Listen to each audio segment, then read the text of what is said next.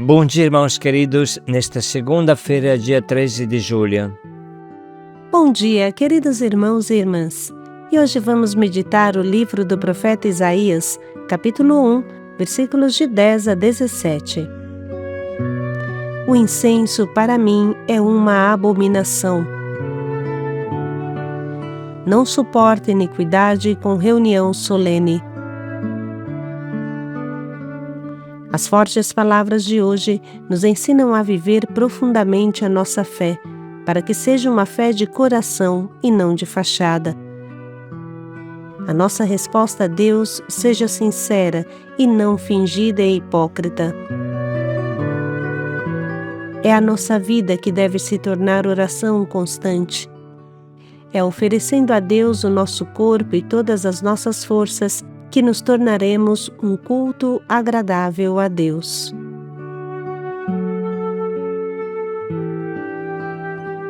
Do livro do profeta Isaías.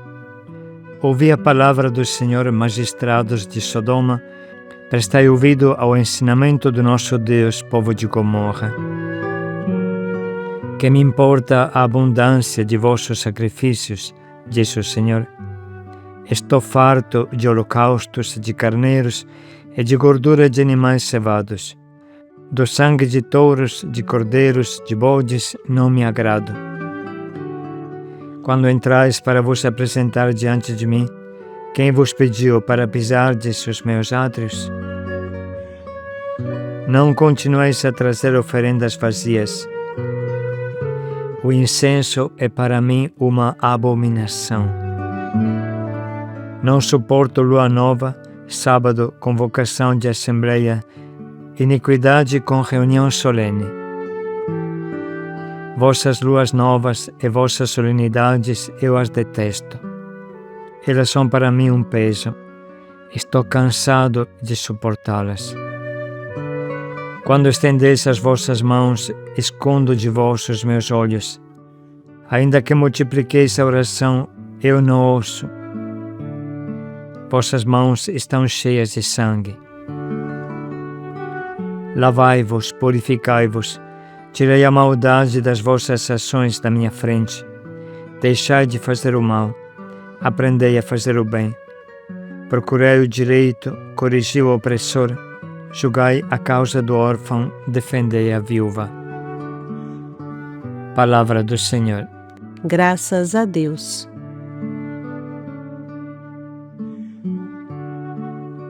Esta palavra é forte e terrível.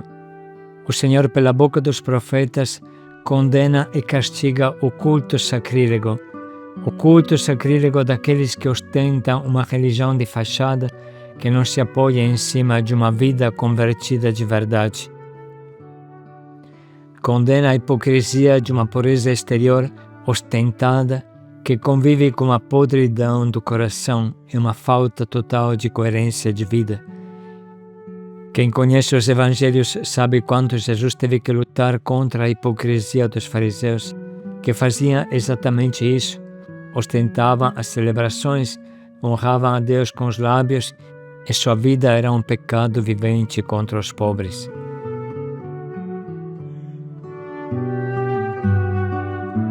Essa triste praga de um culto de fachada puramente exterior vem do paganismo e contradiz tragicamente a aliança com Deus. Vamos refletir um pouco sobre esse câncer da religião. O culto pagão não exigia a mudança de vida, mas somente a pureza ritual. Além do mais, segundo essa visão das coisas, os mistérios, o ocultismo, a magia, não se destinam a mudar o coração do homem.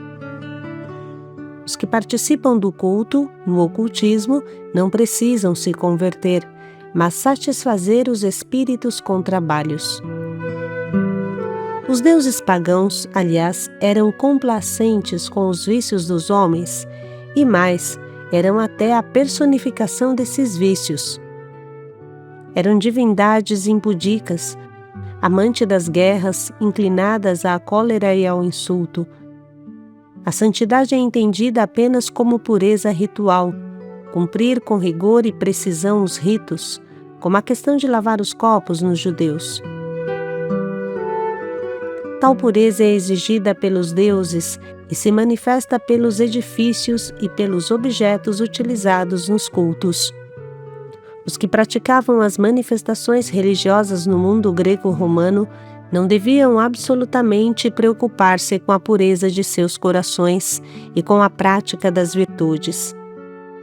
Era suficiente cumprir e preencher as numerosas condições prescritas pelo Código da Pureza. Esta será a eterna tentação do povo de Israel, uma idolatria prática, um ludibriar Deus com as ofertas que tentam dobrar o seu coração aos nossos interesses. Pelo contrário, o verdadeiro culto judaico, o verdadeiro culto da Bíblia, ensina que o ato exterior de culto deve ser a expressão de uma atitude interior de adoração, de arrependimento, de fidelidade. Deus diz ao seu povo: vós sois para mim um reino de sacerdotes, uma nação santa. Yahvé exige que o culto a ele devido não se reduza ao mero ritualismo exterior, mágico, sacramental, nem se limite a uma atitude de adoração separada do resto da vida. Já em Deuteronômio, encontramos uma frase muito clara: e agora, Israel, o que é que o Senhor teu Deus te pede? Apenas que o temas, seguindo por todos os seus caminhos, e que ames e sirvas ao Senhor teu Deus com todo o teu coração, com toda a tua alma, e que guardes os mandamentos e preceitos do Senhor, que hoje te prescrevo para o teu bem. Só a teus pais o Senhor se afeiçoou e os amou, e escolheu a descendência deles, que sois vós, dentre todos os povos, como hoje se vê. Circuncidai, pois, os vossos corações, e já não endureçais a vossa nuca. Os profetas são terríveis, como fala o trecho de hoje. Pela boca do profeta, Deus diz: estou farto de holocaustos de carneiros e de gordura de animais cevados. Do sangue de touros, de cordeiros e de bodes, não me agrado. Quando entrais para vos apresentar diante de mim, quem vos pediu para pisardes os meus átrios?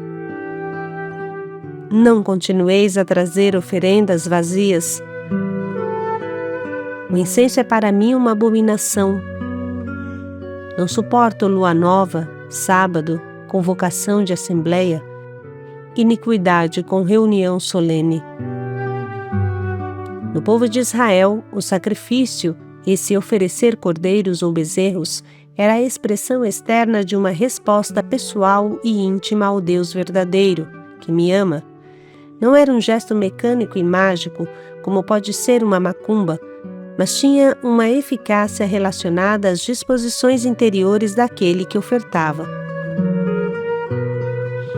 O sacrifício é um abraço que o homem dá a Deus. Um abraço que lhe permite de sentir Deus vivo com seu corpo, sua mente, sua alma, seu coração. Mas como se pode abraçar com afeto uma pessoa e contemporaneamente traí-la? O eterno grande perigo é separar a vida do sacrifício, separar o amor do gesto de culto. Transformar a liturgia em magia, praticar um ritualismo vazio, um ato mágico que mal se compreende, como são os trabalhos do espiritismo ou até os sacrifícios antigos dos povos primitivos. Quando o gesto de culto, o sacrifício, não expressa a vida, é um duplo pecado, como o de Caim, que Deus não aceitou. O ser humano dá coisas, é verdade, mas tem uma consciência clara. Doando coisas, dá a si mesmo. As coisas que o homem oferece só têm valor porque representam o seu coração, representam ele mesmo. Se assim não for, se tornam pura magia. Não há nada de mais ofensivo, mais sacrílego para Deus do que tentar comprar Deus com uma missa, com uma Ave-Maria, com um ato de culto. Ou os atos de culto são vida, ou é melhor não praticá-los. O sacrifício é o trilho do relacionamento com Deus, um modo de expressar o nosso imenso desejo de viver abraçados com Deus, como era no paraíso terrestre. Nesse se doar recíproco entre o homem e Deus, acontece o milagre da relação, ou seja, a aliança. A tentação de Israel, porém, será sempre a de apegar-se a um rito exterior, descuidando do caráter interior das exigências da aliança para a vida concreta. Daí as contínuas advertências dos profetas. O sacrifício interior é algo muito importante no ato de culto. O sacrifício interior constitui a essência do ato de culto. Deus não quer coisas, mas quer você, quer o teu coração, não um teatro de fé. O ponto máximo do culto espiritual no Antigo Testamento é o servo de Yahvé, que oferece a sua vida em sacrifício de expiação. O máximo da interioridade se une ao máximo da eficácia. Os sacrifícios, as ofertas, tudo é bom, desde que seja um sinal da nossa total entrega a Deus. Vice-versa, estes atos de culto poderiam até camuflar o nosso fechamento, o nosso egoísmo, nossa hipocrisia, a nossa falsidade. Tem vezes que as nossas ofertas querem comprar a Deus, querem comprar uma graça, querem esconder os nossos pecados. Isso é algo muito grave, que Deus não suporta.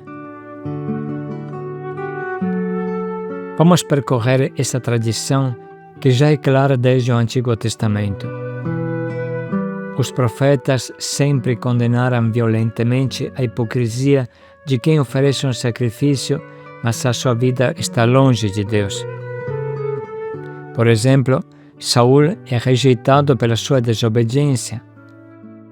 E o profeta, em nome de Deus, lhe diz: o Senhor se agrada dos holocaustos e dos sacrifícios, como obedecer à sua voz? Você entende que a obediência vale mais do que os sacrifícios? E se a nossa vida é desobediente, não adianta sacrifício nenhum, não adianta missa nenhuma. Deus é muito claro e forte, como fala o profeta Amós, que parece repetir Isaías. Assim Amós diz: eu detesto, rejeito suas festas, e não são de meu agrado as suas reuniões. Eu nem quero seus dons, e as vítimas gordas pelo perdão eu nem as olho. E assim continua: longe de mim o barulho dos teus cantos, o barulho de tuas harpas não consigo nem ouvir. Ao invés disso, eu quero que flua como água o direito e a justiça, ou seja, a santidade, a fidelidade a Deus, dar a Deus o amor que Ele merece. Quero que flua o direito e a justiça como uma torrente perene. Oséias vai na mesma direção. Quero amor e não sacrifício, conhecer a Deus mais do que os holocaustos. O perigo de um ritualismo vazio que quer dobrar Deus aos nossos interesses é sempre forte. Através dos seus profetas, Deus grita: não quero coisas, quero você. Escreve um famoso dicionário litúrgico sobre a palavra culto. O Novo Testamento reservou sistematicamente os termos cultuais do Antigo Testamento para indicar a comunidade cristã e a vida de caridade. Os fiéis, estimulados pelo Espírito que os anima, em comunhão de vida com o seu Senhor, são constituídos como pedras vivas para a construção de um edifício templo espiritual, dedicados a um sacerdócio santo, a fim de oferecerem sacrifícios espirituais aceitáveis a Deus por Jesus Cristo. São Paulo identifica a ponto de não os distinguir o culto cristão com a vida cristã. Exorto-vos, irmãos, pela misericórdia de Deus, a oferecer os vossos corpos, pessoas, como sacrifício vivo, santo, agradável a Deus. Esse é o vosso culto espiritual.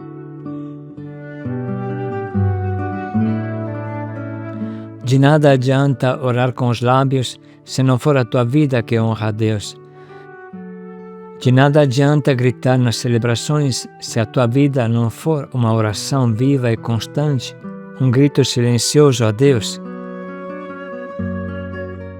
De nada serve rezar 1000 Ave-Marias como um papagaio se o teu coração não ama a Mãe de Jesus, que é também a tua mãe. Oração e vida são uma única coisa. Diz São Paulo: oferecei vossos corpos como sacrifício vivo, esse é o vosso culto espiritual, diz o Espírito Santo pela boca de Paulo. Aqui vem em nossa ajuda uma outra famosa frase de São Paulo: não ofereçais os vossos membros ao pecado como instrumento do mal.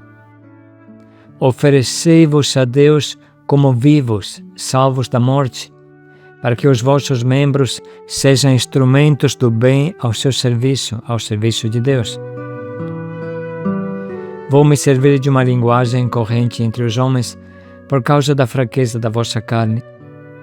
Pois, como pusestes os vossos membros a serviço da impureza e do mal para cometer a iniquidade, assim ponde agora os vossos membros a serviço da justiça para chegar à santidade. Agora, libertos do pecado e feitos servos de Deus, feitos escravos de Deus, tendes por fruto a santidade, e o termo é a vida eterna. Irmãos, estas breves considerações nos ajudarão a compreender com mais profundidade o trecho de hoje. Ouvi a palavra do Senhor, magistrados de Sodoma, prestai ouvido ao ensinamento do nosso Deus, povo de Gomorra. Que me importa a abundância de vossos sacrifícios, diz o Senhor. Estou farto de holocaustos de carneiros e de gordura de animais cevados. Do sangue de touros, de cordeiros, de bodes, não me agrado. Quando entrais para vos apresentar diante de mim, quem vos pediu para pisardes os meus átrios? Não continueis a trazer oferendas vazias. O incenso é para mim uma abominação. Não suporto lua nova, sábado, convocação de assembleia, iniquidade com reunião solene. Vossas luas novas e vossas solenidades eu as detesto. Elas são para mim um peso. Estou cansado de suportá-las. Quando estendeis as vossas mãos, escondo de vós os meus olhos. Ainda que multipliqueis a oração, eu não ouço. Vossas mãos estão cheias de sangue. Lavai-vos, purificai-vos, tirei a maldade das vossas ações da minha frente. Deixai de fazer o mal, aprendei a fazer o bem. Procurei o direito, corrigi o opressor, julgai a causa do órfão, defendei a viúva.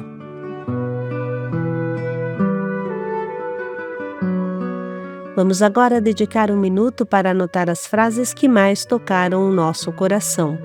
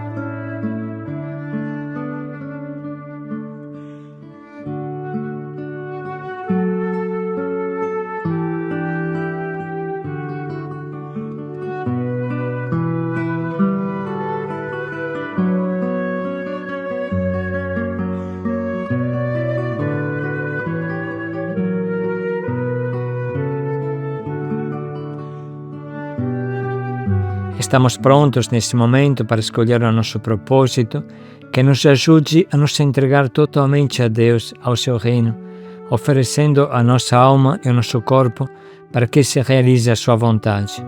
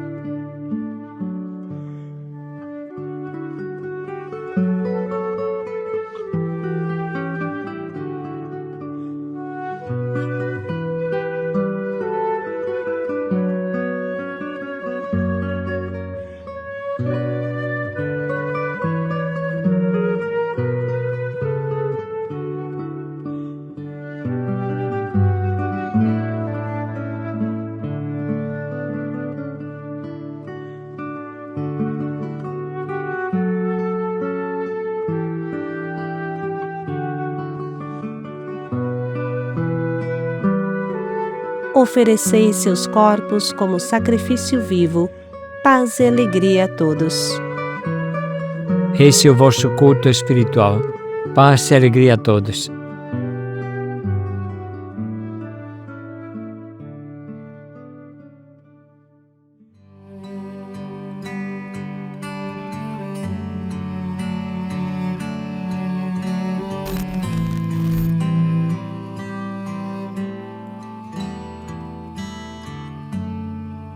Numa oferta de amor, sacrifício de louvor, minha vida, eu quero hoje te entregar. Me perder em teu amor, encontrar o meu valor na certeza de que minha única riqueza és tu, Senhor. Eu quero tudo ofertar, porque eu te amo. Me comprometer, me doar, meu amado. Eu quero tudo ofertar, porque eu te amo. Me comprometer, me doar, meu amado. Sim, deixa-me podar, deixa-me formar por ti, esvazia-me. Oh, vem me modelar, desenhar teu rosto em mim, e pra sempre assim serei teu.